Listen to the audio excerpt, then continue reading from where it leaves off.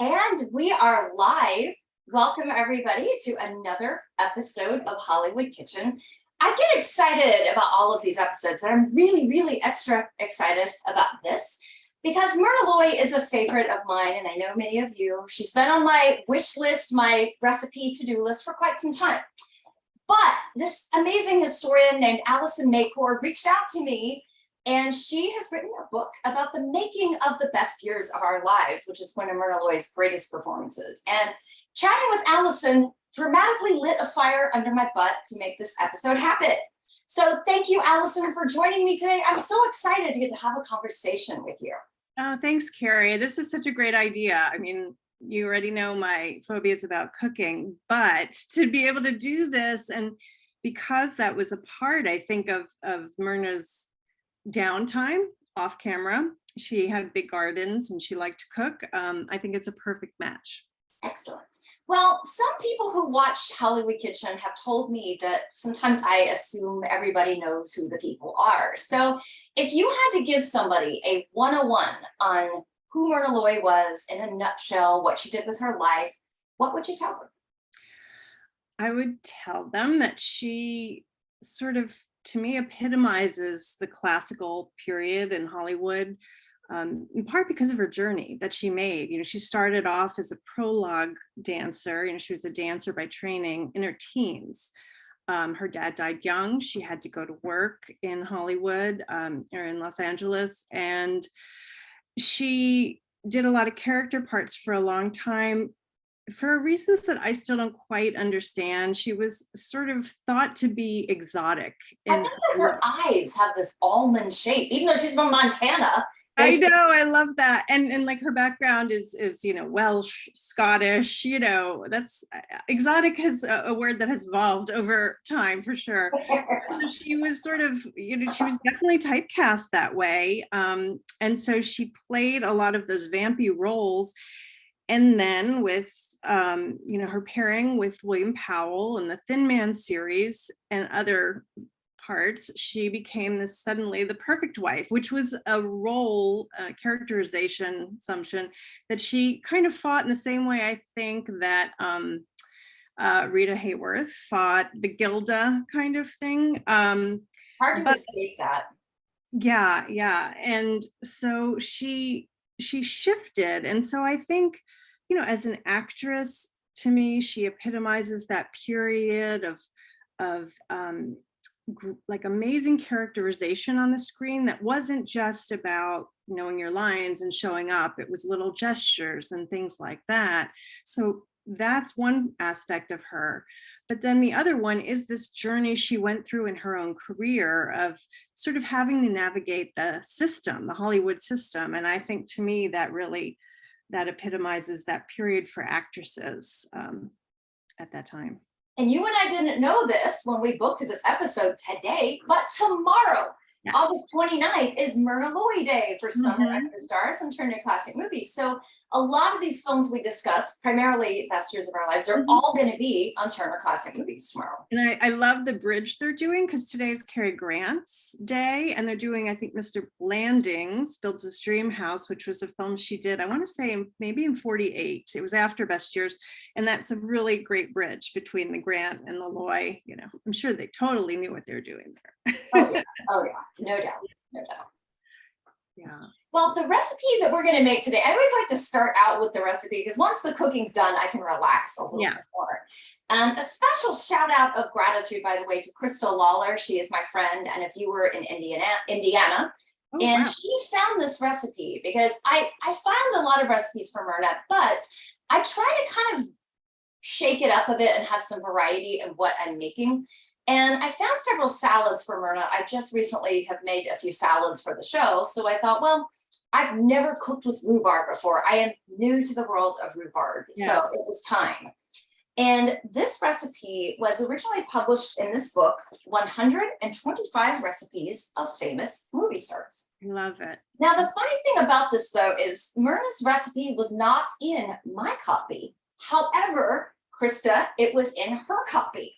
And it says at the bottom, the W.S. Skoll Company of Dayton, Ohio. So I'm kind of wondering if different parts of the country or different theater chains, the Victory Theater, courtesy of, maybe had different stars, different recipes based on audience polls. I'd kind of be curious to know that, because some of these cookbooks really vary, even if they have some of the same stuff. I think that is probably spot on. Yeah. I mean, a way to just pitch it to a particular audience. Yeah. Exactly. So the recipe Krista found for me, she sent me a scan of it, is Myrna Loy's Rhubarb Fanchonettes. Now, I have learned a lot about rhubarb in the last week because I've never cooked with it before. And when I went to the grocery store and I bought some, which I was amazed to even find it because it's not as common in some places, a lot of it was green. And my first thought was, oh, I guess I need to let it sit in the window and ripen like a tomato. But then I went online and it said, don't worry if it's green, it's still going to taste fabulous. Just cook it anyway. I was like, okay. And then I Googled, so much research goes into some of this. Yeah. I Googled a lot of rhubarb recipes and all of them kept looking bright red. And so I texted Kenton Bymaster, another film history friend and colleague of mine. He's a great cook. And I said, Kenton, do I put red food coloring in this? And he said, do not do that, Carrie. So I didn't do it. And my final result, which you'll see a bit later, is kind of a brownish beige color, not the most elegant color, but it tastes really good. So that's okay. And then because I went down the rabbit hole, I made 2 different kinds of rhubarb fanchonettes this week. Okay. First off, I made the recipe that Myrna Loy gives in the 1930s cookbook.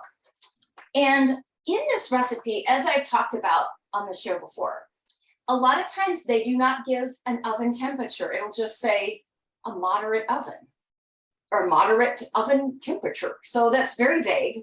Yeah. And a lot of times the portions are vague. It just says cut rhubarb. It doesn't say how many cups. It doesn't say. Which leads me as do you want dice, slice? You know, I've had a lot of disasters. I'm not going to lie in the 2 weeks I've been doing these episodes. And also, it requires lard. Not going to go down that road. Right. So I use vegetable oil. That's smart.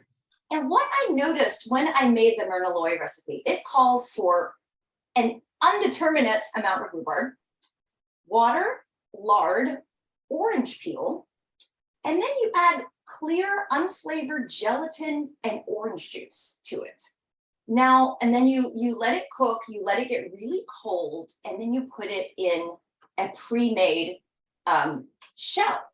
Now, when I did this, I'm not a huge fan of buying over-the-counter orange juice. I'm kind of old-fashioned. I like to get the oranges and juice them myself. I think it's probably healthier and certainly really fresh. Yeah. I did that, and when I followed Myrna's recipe as best I could, the thing is, with the orange juice and the orange peel, it's a very strong orange flavor. It's almost like orange with a little rhubarb flavor, like almost like a marmalade, because the gelatine gives it almost this jelly kind of feeling. And this, I got some pre-made pastries and put the filling in, and this is what it turned out like. Okay. And it's still edible, it's still perfectly fine, but it's very, very heavy on the orange. And this is after all called rhubarb. So I decided to go down a little bit of a different road. I don't think Myrna would mind. No. I found this blog and it kind of amazed me. It's called 100 Years Ago. And this lady, who I'm about to write a total fan note to, she takes recipes that are at least a century old and kind of post them from newspapers of the time, and then writes out instructions on how to make them. It's really a good blog. Yeah, that's great. She had a recipe entitled Old-Fashioned Rhubarb Fanchonettes. I'm like, bingo. So I made the recipe the way she made it, and it turned out fantastic. So I'm going to do that for our little cooking demo here. Okay, and this is very specific. God bless this lady. She lines it up, what you were supposed to do. And so do you think moderate oven? I'm like fascinated, still back on that. Is that like 350? Or is that a thing of today, 350 is moderate? I'm not sure, because several of my friends collect vintage clothing and appliances and live vintage lifestyles, not surprisingly. And a lot of them have told me that ovens were calibrated differently back then. I believe So it. it's kind of really hard to know. And in a lot of my experience with these vintage recipes, they're so vague. And like I've watched my mom when I'm home in Georgia make food. And a lot of times she doesn't even look at a recipe. She Yeah. just does all this stuff and it's like second nature to her. Whereas I kind of tend to need okay, that's exactly 1/4 cup of this. This is, I need a lot Right. more like Yeah, me too. precision. And I think a lot of these women were just so veteran at this that it kind of came second nature. And I've like watched my mom with eagle eyes make some foods, and then I'll come back home to where I live in Los Angeles, try to make them. It doesn't taste the same. So I don't know. She does. And I also think too, like of a certain period, maybe women were growing up helping, watching their moms in the kitchen. Yeah. This predates me, and would just pick it up the way their moms picked it up from their mom, so maybe Yeah. that's part of the reason that it was just assumed at that time with the recipes. Yeah. Well, I remember when I was like in junior high, we had a choice of either home economics, Mhm. shop class, or Yeah. theater and speech writing. And I wound up taking theater and speech writing, which I guess who knows, but I wound up doing lectures and a cemetery tour. So that's wound up where I went. But yeah, I think people were taught a lot more about this stuff maybe, and it Yeah. was just a different world. I think so. So we're going to start out with the rhubarb. I've got about 5 cups of rhubarb. Okay. And again, a lot of It's like a red- stalk, right? It's a root vegetable. It's a big stalk. It looks like a big stalk of celery. Yeah. And you just kind of chop off the little thing at the top, chop off a tiny bit at the end. And then it's, like I said, a lot of this is kind of a very green, almost bright apple green here. So I put the rhubarb in. I've got a little hot plate here. That's All great. right, I put the rhubarb in here. We're going to add 1/4 cup of water. All right, we're going to turn on the hot plate. We can totally talk about Myrna, by the way, while I'm cooking as well. Well, I will say, speaking of rabbit holes, once you said we're gonna, cook this, I was like, rhubarb. And I was looking around for her recipe and didn't find it, but I did find that there was like a rhubarb controversy in 1947. Oh, Like, let's talk about it. so like the year of the official release of the film, apparently it had to do with how it was being taxed and whether or not it was considered a vegetable or a fruit. And then I think it was a Canadian retailer or produce person basically said, but nobody buys it as a vegetable. People buy it to make pastries and desserts and things, and therefore this tax isn't applicable. I mean, who knew? It was like this big deal at the time, 1947, taxing rhubarb. So, Oh my gosh. Another thing I found in my rhubarb research yes. was that some people, sometimes when rhubarb kind of has a pretty thick consistency when you cut it. I mean, I tend to have little bitty paring knives. I need to get out the big gun knife to chop all this because it's pretty thick stuff. But when you start to cook it, and this will take a minute to heat up, it kind of starts to dissolve and break apart. And some people like their rhubarb completely broken apart to where it's almost like a sauce. But then other people like it with little chunks in it where you can still see like the celery stalk type of consistency. And some of the rhubarb I've been using in my tests this week come from Knott's Berry Farm. Some friends, my friend Darren and Eric got me into Knott's Berry Farm. And when you go down there, you can get cooked rhubarb. And that's one of the few places I know around where you can get that. And I've kind of taken it to go every time I've gone and then stuck it in my freezer and saved it for on. But a lot of people like the way Knott's does it because, like I said, you still see the celery part of it. Okay, well, this is taking a minute more than I thought, so we can keep talking. I love that color combo, though. It really is so pretty. Yeah, it is. Yeah. Well, let me show you what the finished product looked like of this version. Yeah. So I'm going to garnish it at the very end, but this is what it looked like, the finished version. Interesting. And you can see it's kind of got this beige color, which is not my color. But like I said, Kenton told me to not use the food coloring. Also, what I did, instead of, I followed the instructions on this. So I got some pre-made pie crusts and I cut them up and then I lined them in a muffin tin. Oh, So they yeah. make little tarts.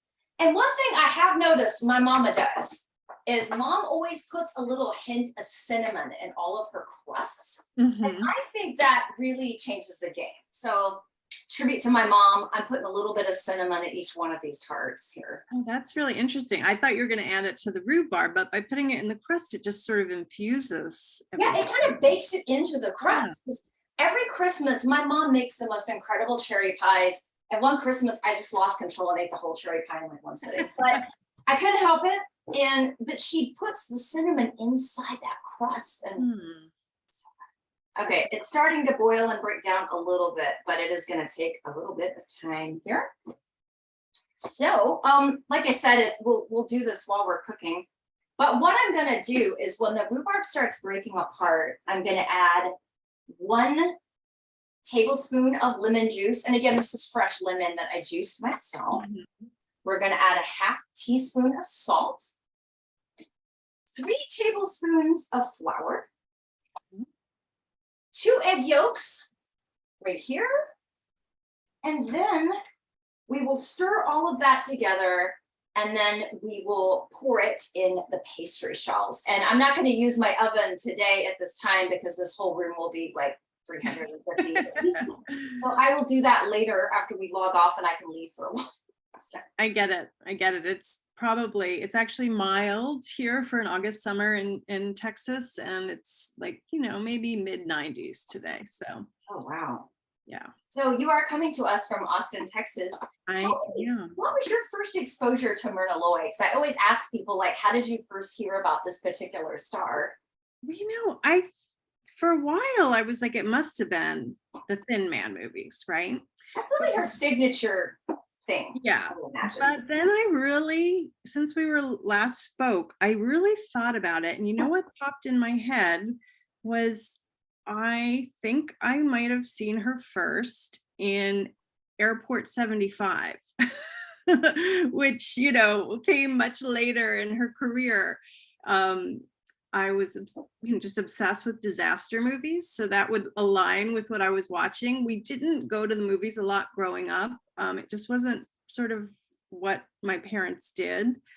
And so I saw a lot of movies, Saturday afternoons or in the evening on television. I grew up in New Jersey. And so we would get a lot of the New York stations and the New York programming for that. And I saw a lot of old movies that way. So I really do think it was Airport 75, which I believe was Gloria Swanson. It was kind of a cavalcade of Gateway drug. Yes, right. And then it was probably college when I saw more like Manhattan Melodrama and the Thin Man movies. And then I didn't see Best Years until I was in probably my first year of grad school, which was down here in Austin. That's how I ended up here. And so that was really when I was like, oh my God, this movie's amazing. My first exposure to Myrna Loy, I grew up in between Fort Worth and Dallas, Texas, because Daddy worked at Love Field and Mom worked in Florida.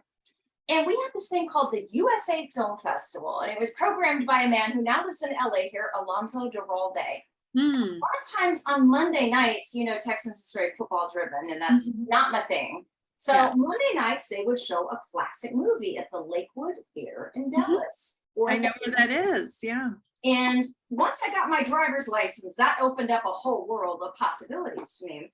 And my parents, they like movies, but they're not hardcore like me. So a lot of times it would be me begging and going, let's go.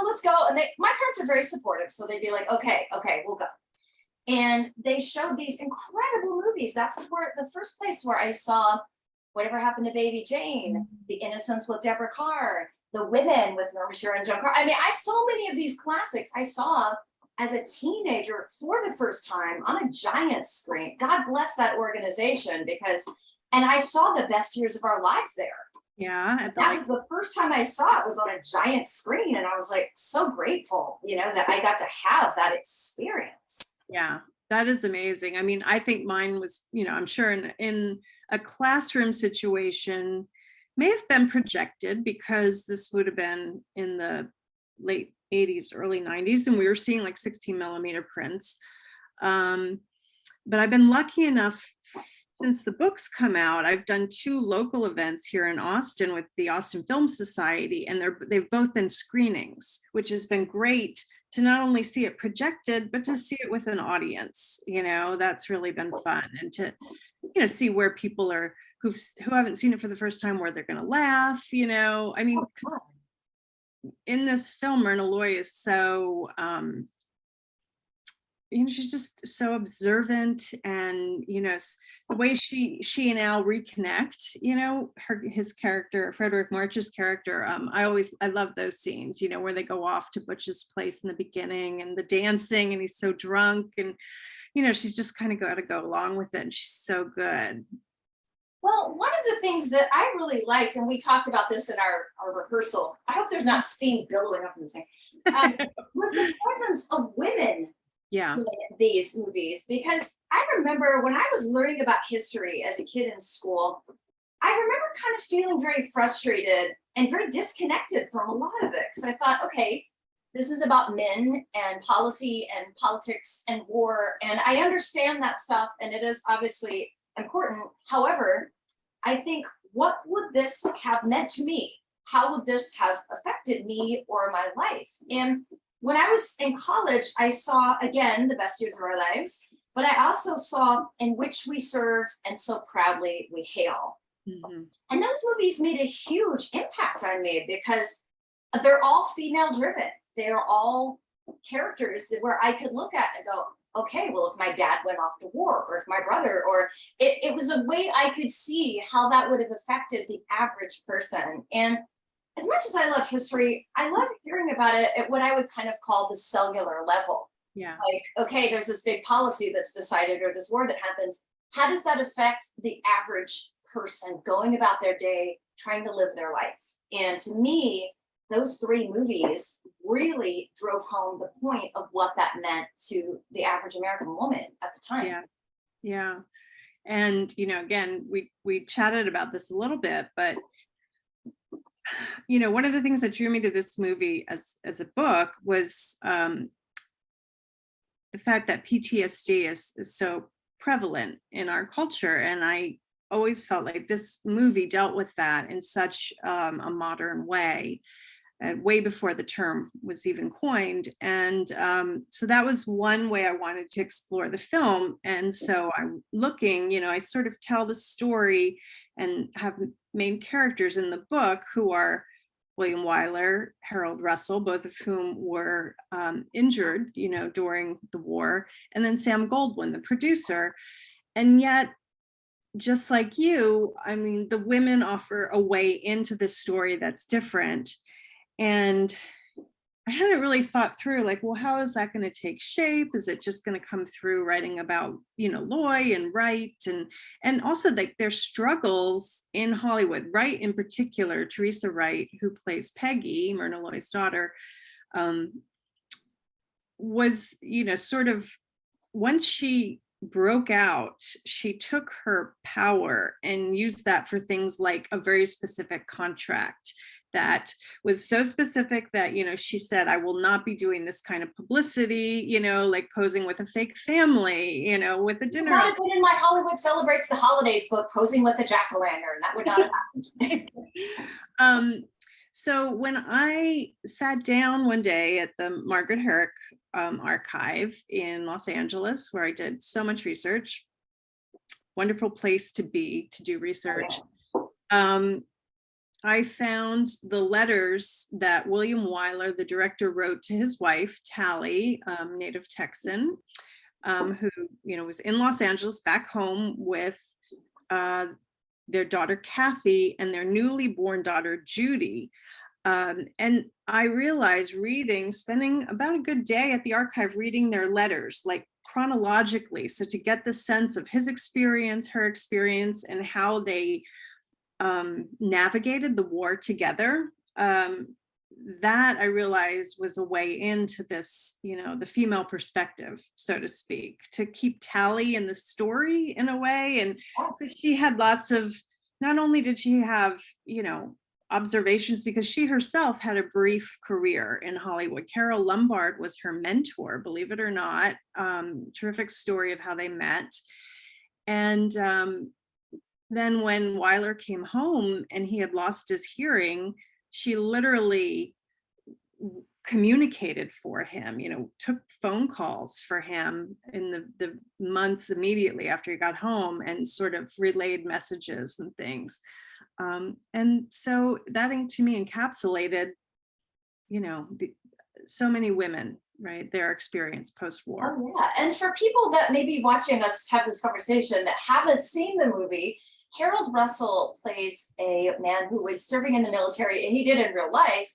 Yes. And then a horrible accident blew off both of his hands and part of one of his arms. And then he wound up getting the role in The Best Years of Our Lives and winning an Oscar. And it's such a haunting and incredible performance. And you write so viscerally in the book of the day that accident happened and what he went through psychologically. And he lived that movie. I mean, that was his real experience. So talk to me about researching that and finding out about what Harold Russell really endured.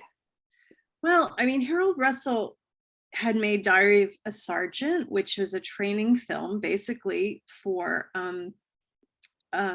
others who have been injured in the war. This is how you get past what's happened. And he had been at Walter Reed, Ward 32, which was a very specific ward for amputees. And it was toward the end of his stay there, I think, there had been a film called Meet McGonagall, which had been made with a World War I veteran similarly injured in the war. But that wasn't, the Army said to him, that's not working for people of your generation. So we need to make something new. And McGonagall was really important for Russell because he kind of helped him in what I call war trauma, because the term PTSD wasn't used at the time. And I wanted to use a term that was, included the nightmares we see Dana Andrews as Fred Derry go through and all of that. So meeting McGonagall, literally meeting Charles McGonagall, who came to Walter Reed after the film was shown, was really important for Harold Russell. So Harold Russell left Walter Reed and, was trying to get back into life. And he went to Boston University on the GI Bill and was studying there. And there's so many versions of the story of how Harold Russell was discovered for Best Years. And I tend to go with the one that Harold Russell tells. Now, he wrote two memoirs, one right after Best Years and then one later. And that's always tricky, right? Because you have to sort of weigh what's in them. And so, I would go to newspapers and other accounts. I would go look at letters that were exchanged in the archives to try to really piece it together. But the story is essentially that Wyler and probably Robert Sherwood, the screenwriter, saw Diary of a Sergeant and then wanted to meet Russell. And so it was Goldwyn's office that reached out to Harold Russell in November, I believe, of 45, the year before they started filming. And it's a very funny story, the way Harold Russell relates it, because he had all these assumptions about the different Hollywood people he was going to meet, like Goldwyn's representative. I think he described her as a fluttery blonde or something like that, and she was different in real life. And then he goes and meets Goldwyn, and Goldwyn had a voice that some people described as kind of high pitched, and yet here was this big kind of stocky guy. So it's a very funny way of sort of the average person, really meeting all these Hollywood people once he gets there. But he and Wyler really developed a friendship that endured through, Wyler died first, and through that time into the 1980s, which was really kind of very poignant, because they could talk to one another. They didn't spend a lot of time, I think, complaining about their disabilities or talking about them, but they had that common ground. And I think that just establishes a rapport immediately. And Russell was worried about, I think, doing this film in part because he had worked so hard to get past the, the image of a, known just as this guy who had hooks. And so he kind of had to revisit all of that, and not very long after he tried to leave it behind. So I was really interested in that process for him, which was difficult, depending on especially what they were shooting. The rhubarb has broken down. It looks really like baby food, but it does. It's yummy. Like I said, my instinct kept being to add red food coloring, and Kevin told me not to. But yeah, it does. It kind of looks like baby food. It looks beige. It's just not like a great color.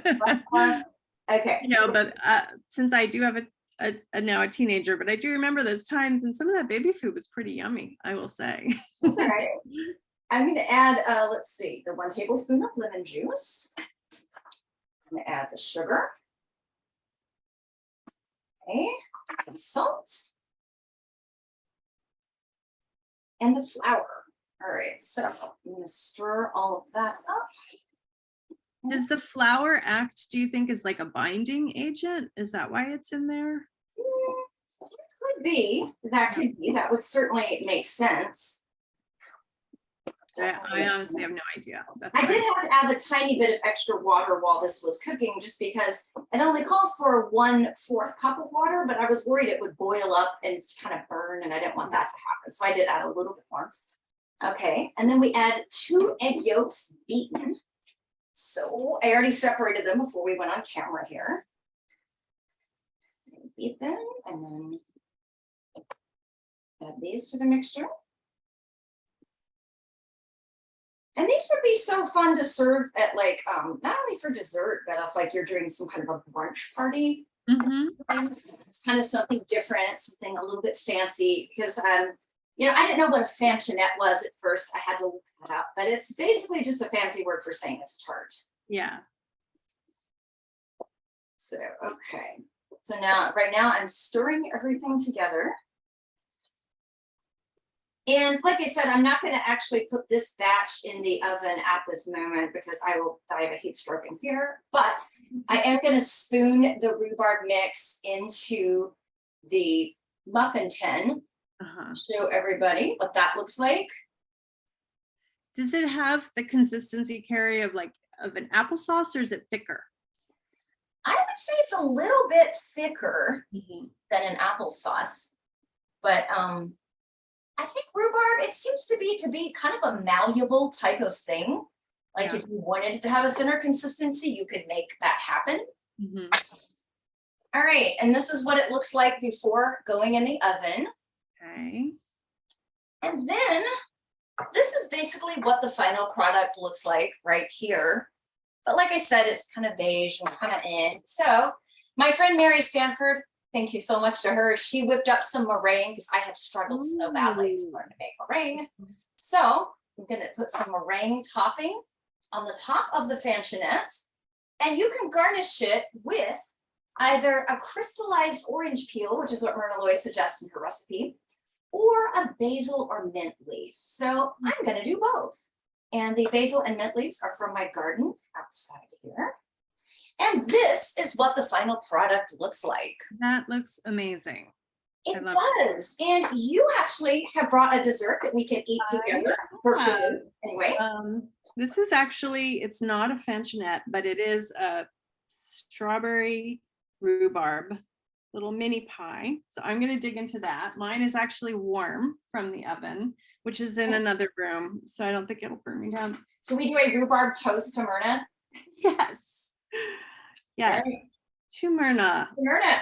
Her day tomorrow. On yes, to Myrna. And thank you to TCM for being a bright, bright light in a very dark world for all of us. Yes. Yes. All right, I'm cutting into mine. I'm gonna go grab a fork really fast. Cut in mine.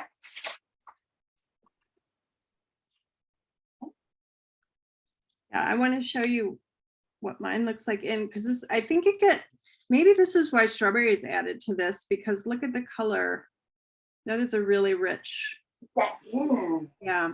I found some cherry rhubarb recipes too. So maybe that is a reason that people often pair the cherries or strawberries with the rhubarb. Maybe. And you can serve this hot or cold. How is the the crust on yours. Can you taste that little hint of cinnamon? Very much so. Very much so. Yeah, look, the rhubarb in this, you can see the beige that you were talking about underneath wow. the strawberry. Oh, this is so good. Oh my gosh.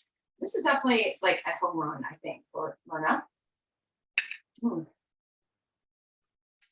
This, that year, 1946, that she made Best Years was an interesting one for her personally, because she had married Gene Markey, who she had met during the war.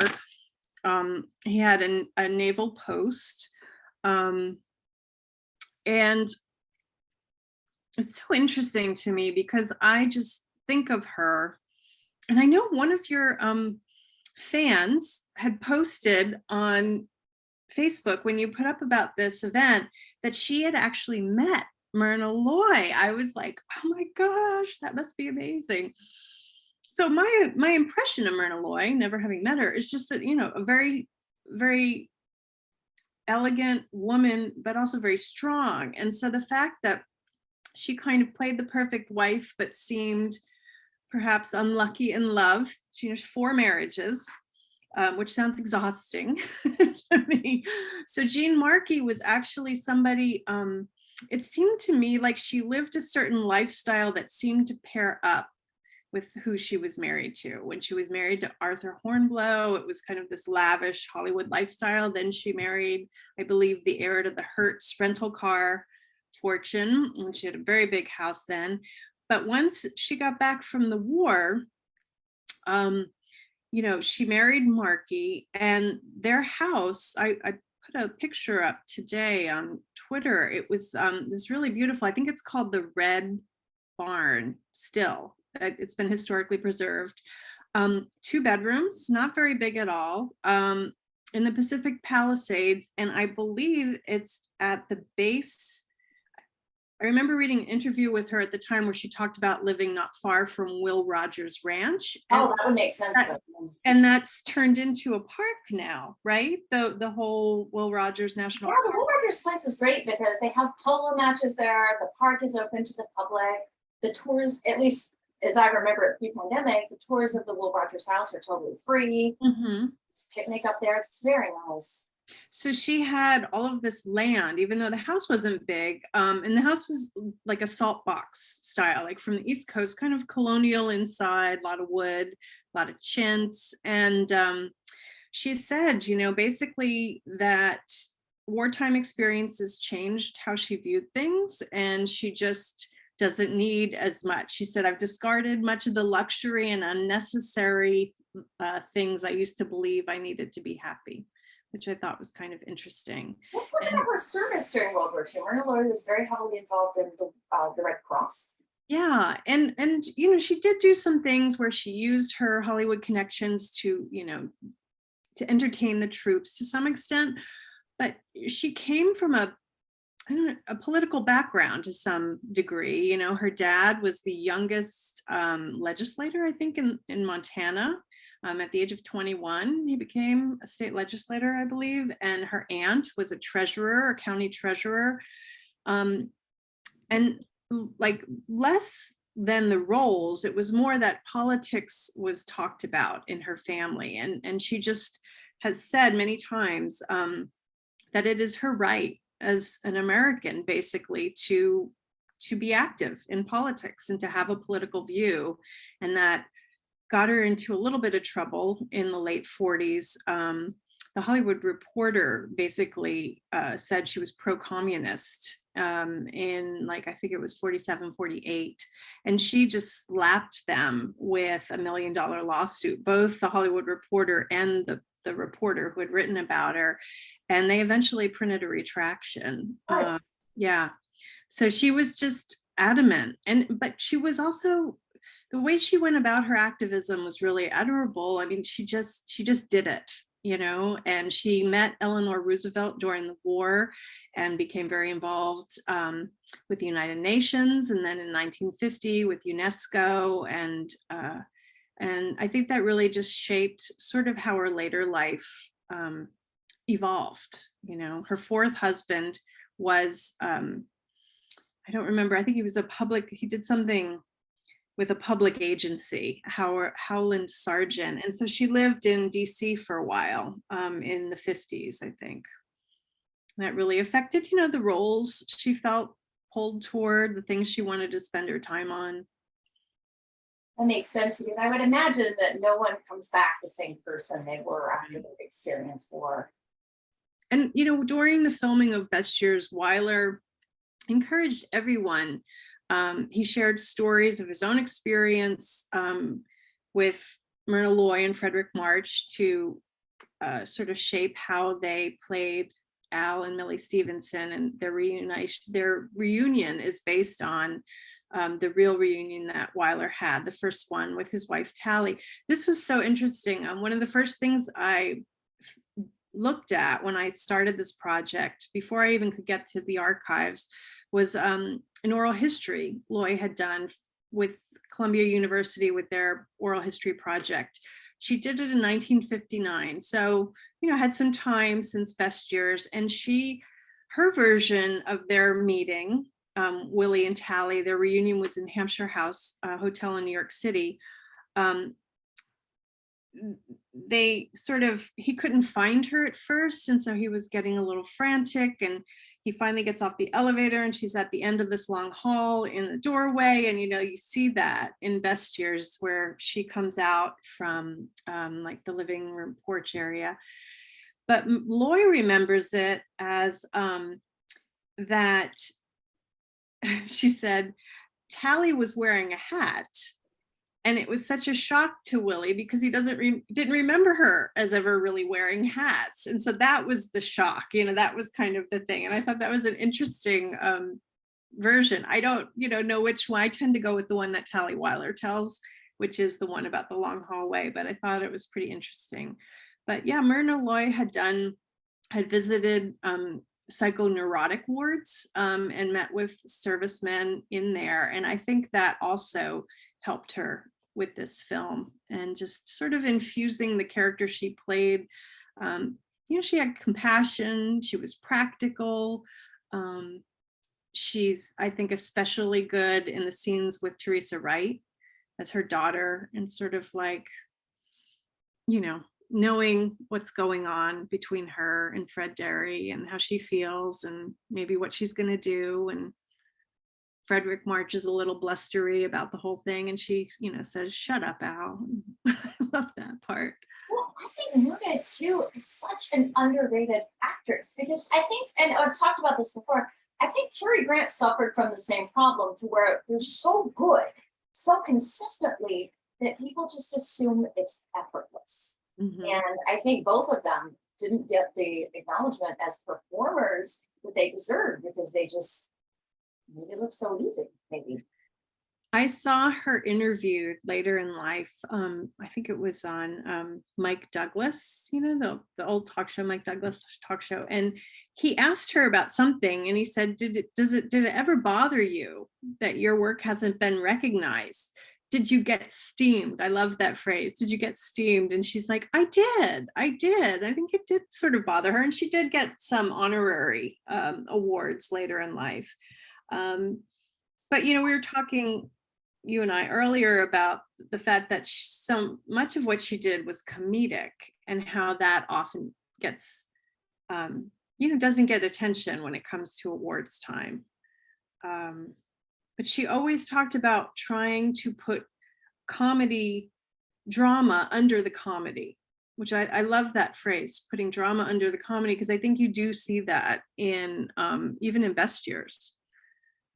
The scene where she's counting Al's drinks at the Corn Belt Trust reception, it's funny, but it's also, I think you can feel her tension as a worried wife, a worried partner.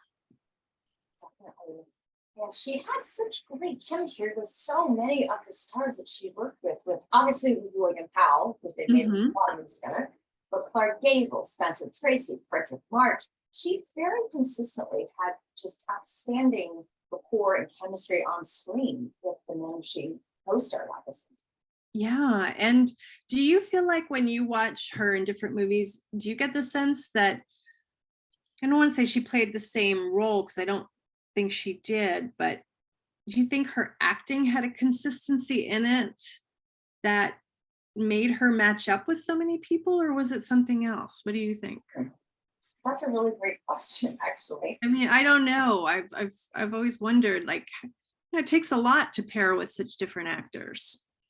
Oh, it does. And there's some that just had great chemistry across the board. I think Gable had great chemistry with most of the people he worked with as well. And I would have to think about that, to be honest. That's a really good question. I'll have to spend some time on that. And one thing that I do love about when they do Summer Into the Stars is that, of course, they dedicate 24 hours to one star.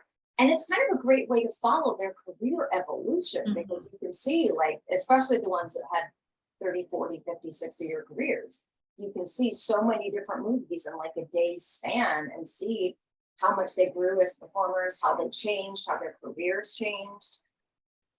I know that you did background research on the Myrna Loy biography, right? I did. Full disclosure, I was a research assistant for Emily Leiter on this book. And that's such a great book. It was such a help to me. And so you know the story, I'm sure, about how she was supposedly discovered, that she had her photograph taken and Rudolph Valentino saw it in a photography studio. Am I telling that right? I think his second wife, Natasha Rambova, also Okay. was influential on bringing Myrna Loy. Yes. But I think I always wondered, like, did that also, right, the Valentinos and the kind of movies that they were making have something to do with her being cast as an exotic early on? I mean, I agree with you about the eye shape too, which is so funny when you think about that now. It's definitely, you look back at certain periods about what counts as exotic, and it's like, that tells us a lot about that time. But yeah, I do love that story. And when Myrna finally made it to MGM, she's at Warner's for a while, she told a story that Louis B. Mayer said to her, "I'll never let you scrub the floor." And what he meant was, you're never going to play a character that would do something like that. You're always going to play a certain kind of elegant woman, a lady, and so she did really. That sort of set her on that path in the late 30s, 40s. And it's really amazing that she broke out of the exotic typecasting because so many times, as we know, typecasting was like a stranglehold over so many of these careers. And to go from the exotic to the ideal wife, that's a huge leap, really. And I'm sure the Thin Man is what sealed that deal for her. But then she really couldn't break out of the ideal wife type of role either. So that kind of stuck with her, I think, for the most of her career. But she was so good at it, though, that, it's easy to see why she kept getting those kind of parts. She talked about at one point, she said she learned later in her career that it was actually Irving Thalberg who brought her to MGM. She didn't know it at the time, but he had seen her in something and recommended that she be brought, given a contract. She said she didn't meet with him a lot, mostly she was dealing with LB Mayer, but she said that once he said to her, "There is something between you and the audience." I mean, it's in the book. I forget the exact quote, but there's something between you and the audience. And if you lift that veil, and if you know when to do that, you can let them in. And she said at the time she had no clue what he was talking about. It didn't make any sense. But she realized later it was basically about having a certain kind of confidence to trust herself to do things like she does in a scene in Best Years where it doesn't call for her to put her hand on Al's arm during the scene where Peggy is yelling at them saying, "You've always had a perfect marriage."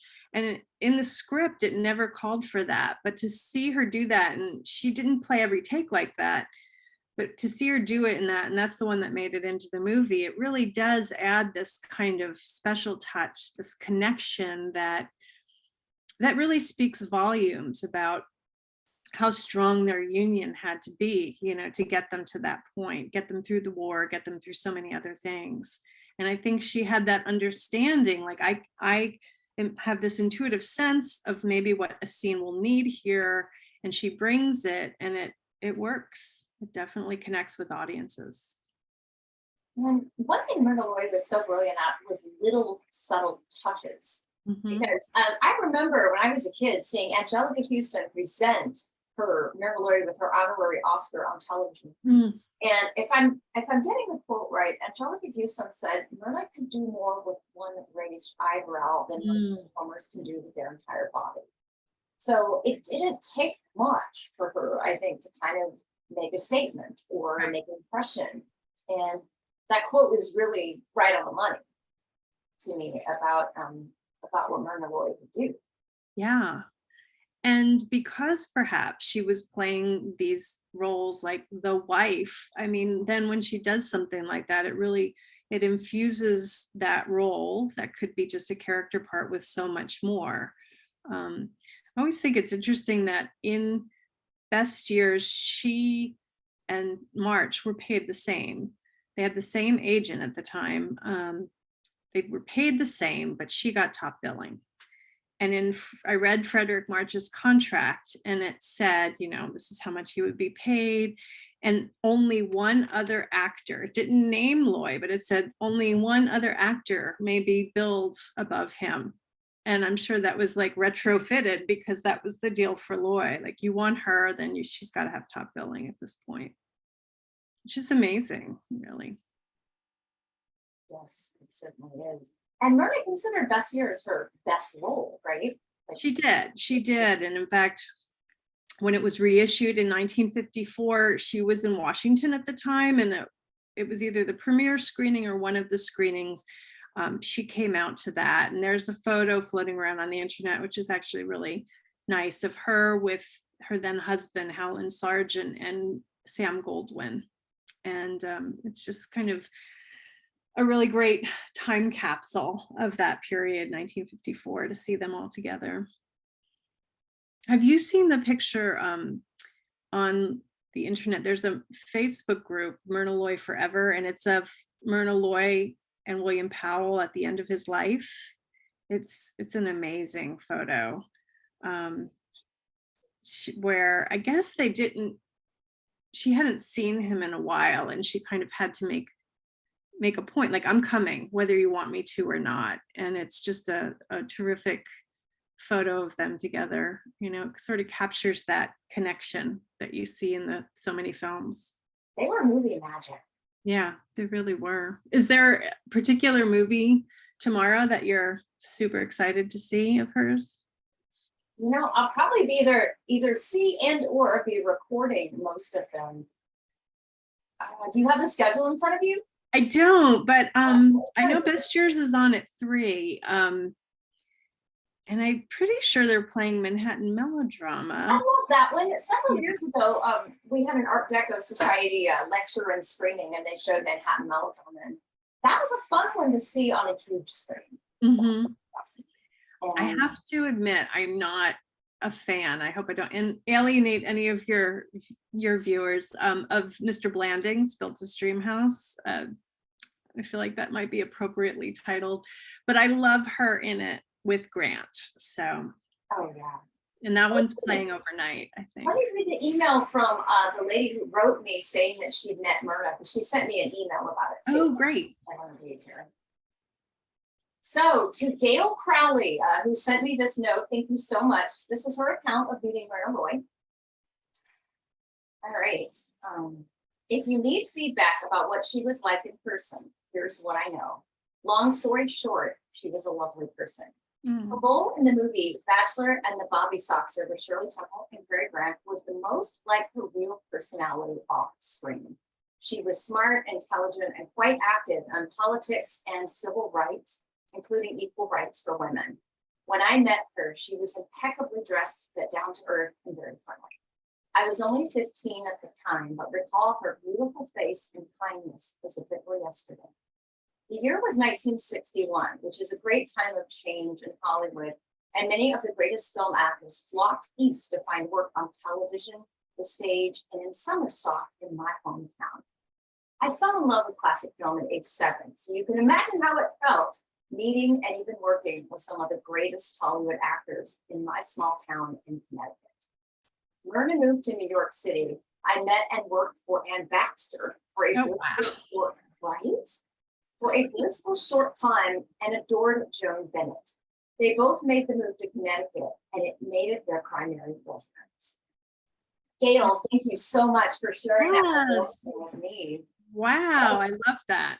I love that. I feel like sometimes I was born too late because I didn't get to meet a lot of these people and I desperately wish I could have. They sound remarkable.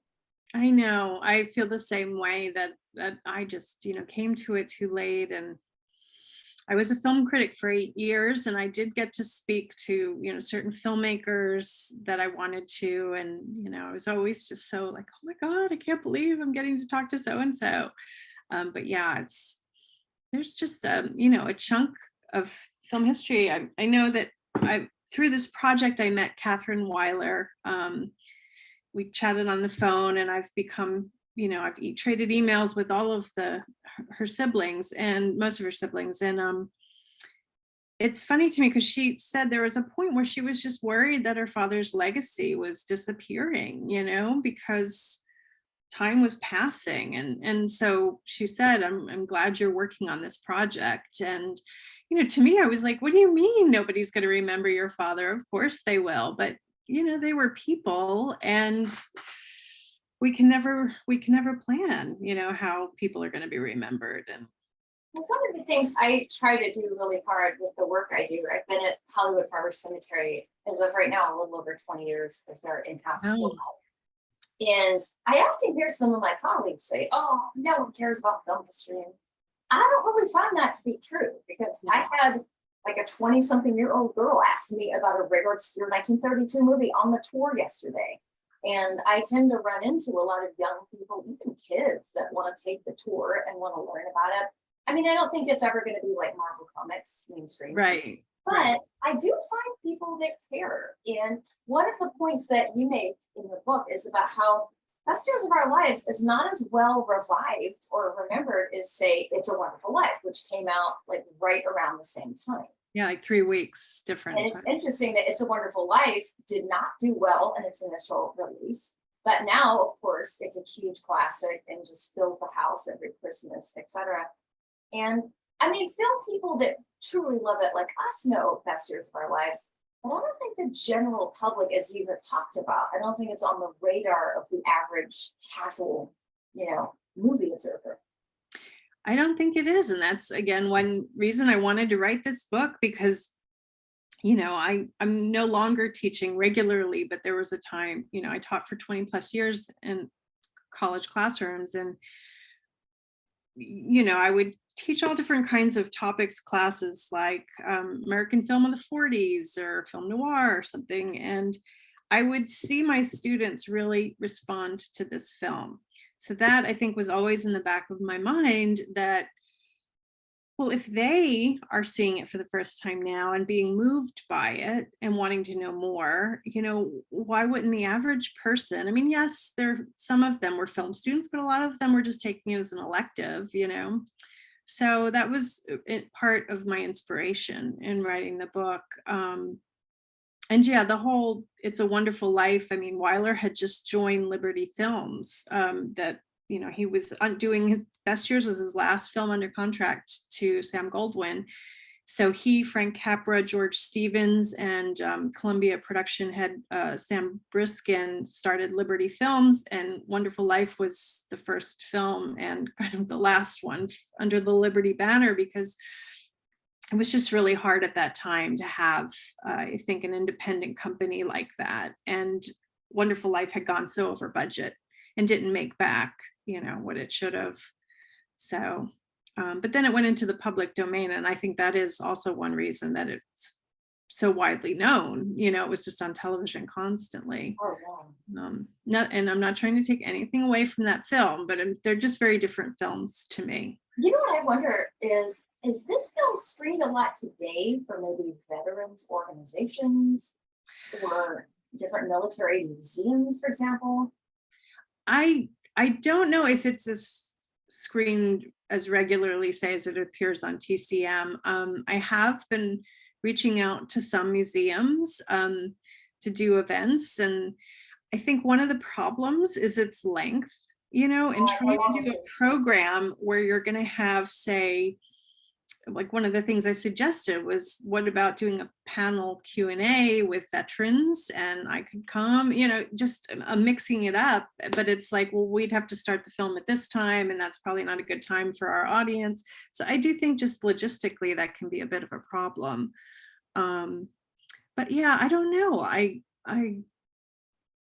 haven't, I'm trying to think if I've seen it screened around here. I mean, mostly here in Austin, it's been through the Film Society or the Paramount, the theater downtown, or, you know, at universities. Have you ever contacted the Mighty Eighth Air Force Museum in Georgia? My family lives 5 minutes from that, and my nephew's obsessed with it, so I've taken him there like 10 times. I haven't, and I am a mile from a military installation here in Austin, although I don't think they do screenings. But you know, I've been trying to get the word out, and I've definitely heard from veterans. In fact, at one of the Film Society screenings, there was a recent veteran, which I mentioned to you, from Afghanistan, who had just read about the event and came out and saw the film for the first time and was really moved by it. And that to me is everything, you know, that it can still speak to veterans of today. Absolutely. Yeah. So if people want to order your book, The Making of the Best Years of Our Lives, the classic that inspired a nation, how would they do that? How would they find your book? Well, thanks for asking. It's in an interesting point right now. I'm very grateful it's sold through its first printing, which is terrific. Its second printing is like going to come in this week, we hope, or next week. So I have a link. I'm on Twitter, and I have a link to a local bookstore here in Austin called Book People, and they have backstock that I've signed. So that's one way people can order it. They can also go through other channels, Barnes & Noble, Amazon, whatever. But I am going to put a discount code on Twitter as soon as the second run becomes available. Is a thank you and is a way to celebrate. And I want to thank UT Press for making that available too, and also obviously for publishing the book. So I would say follow me on Twitter, and I would be happy to share it with you for you to share on your Facebook page. My publisher does not have that page active yet, so I hesitate to give the code out right now, because I think before, when the book started selling out, some people were getting frustrated that they would put it in a cart and then they couldn't get it delivered. So we were trying to avoid that. Well, as soon as you have that code, let me know, and I will blast it out. I promise, because, you know, everybody loves a good discount code. And, you know, I'm very grateful to everybody who's bought the book, and to you. Thank you, Carrie, for having me come on and doing all this legwork and cooking. It is my pleasure. Well, let me see if we're having any guests ask questions, or attendees ask questions. See if anything pops up here. Sometimes it will pop up on my phone, and then I log off, and 5 minutes later there's like a zillion questions. Oh, really? And I turned my email off, so I don't have anything.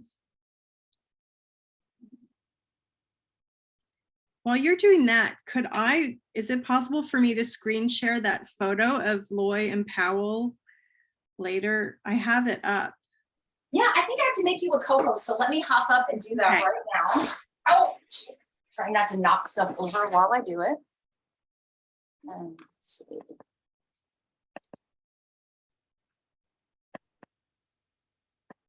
Okay, you are now a co-host, so you can share things. All right, so hopefully my messy desktop's not going to come up, but it probably will. Okay. Can you see that? Oh yeah, oh my God. Isn't that amazing? It's so cool. Yeah, and I have to thank my friend Mitch Abney too, my great grad school friend, current friend, who also sent it to me. It was actually, I think, a whole series of shots of them together, but then I found this one online, so I love that. And it reminds us that she was a redhead, you know, which you don't see. Oh yeah. Okay, stop that. Yeah. Okay, Meg McSweeney says, I think The Best Years of Our Life is the best war movie ever made.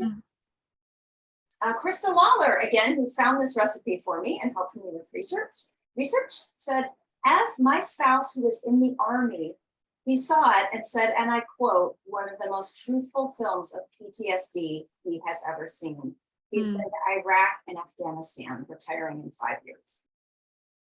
Yeah, well, that, and again, I love hearing things like that because I have not, been in the military. I have, my college roommate was, and, my dad was in Korea, served in Korean conflict, my father-in-law.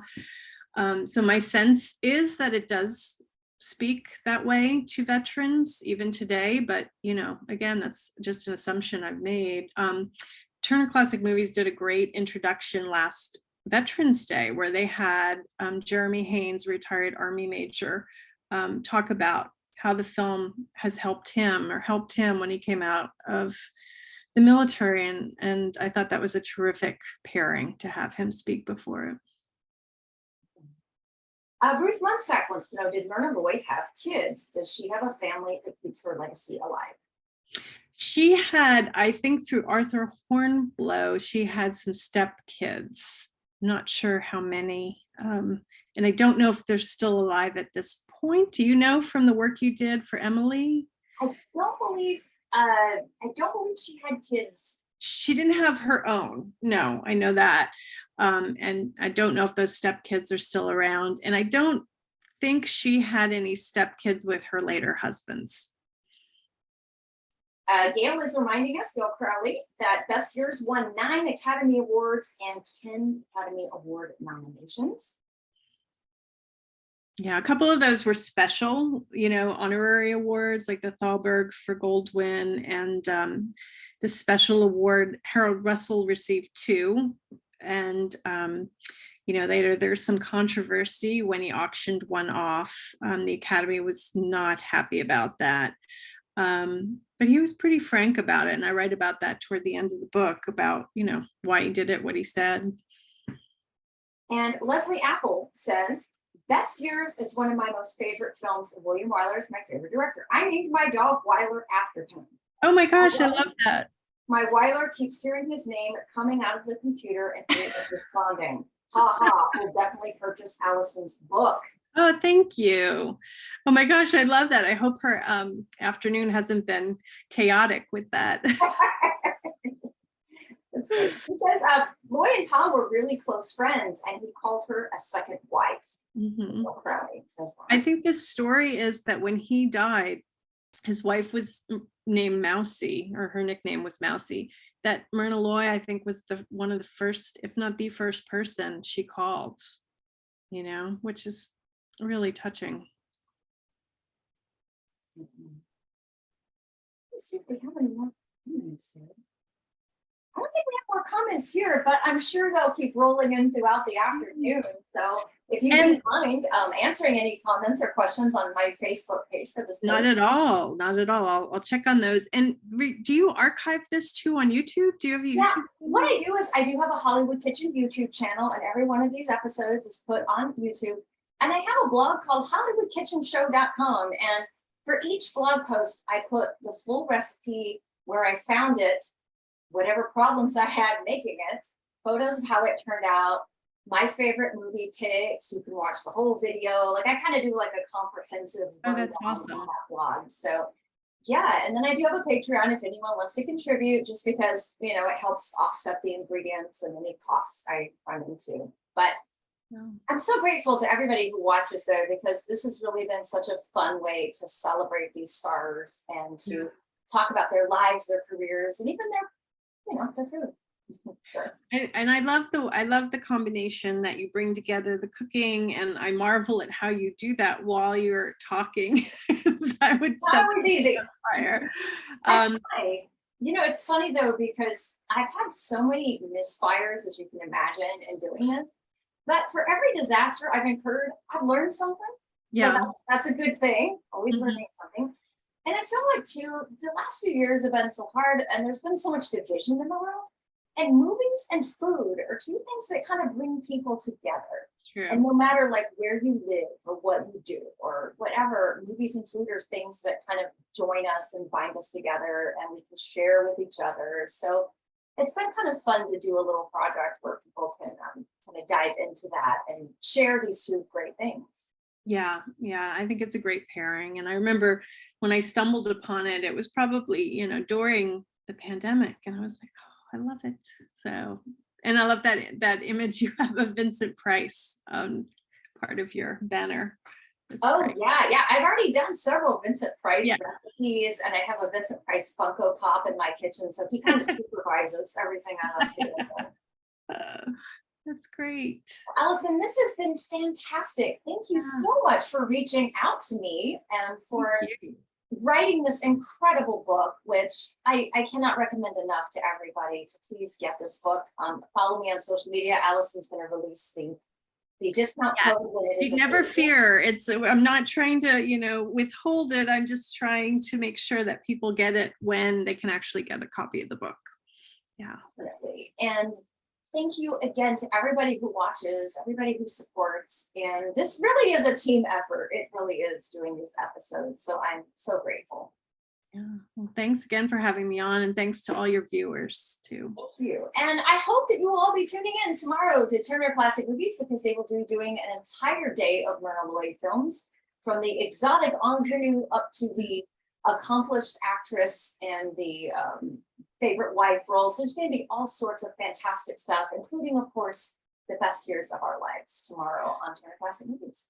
Yeah, and in fact, I don't know if you've seen this, but I just happened to turn it on yesterday, and Julianne Moore does a great bumper on Myrna Loy. It's really terrific. Yes, I'm going to post that, because I figure Right. anytime someone from New Hollywood kind of gives a shout out to someone from Old Hollywood, I just love that, because there really is a torch like being passed along. Yes, yeah, and it's great too that she talks about both being redheads and the importance of that too. So, Well, thank you, Alison. Thank you to everybody who thank you, watched. Terry. And thank you, everyone. And please keep tuning in for more food, fun, and film history from Hollywood Kitchen.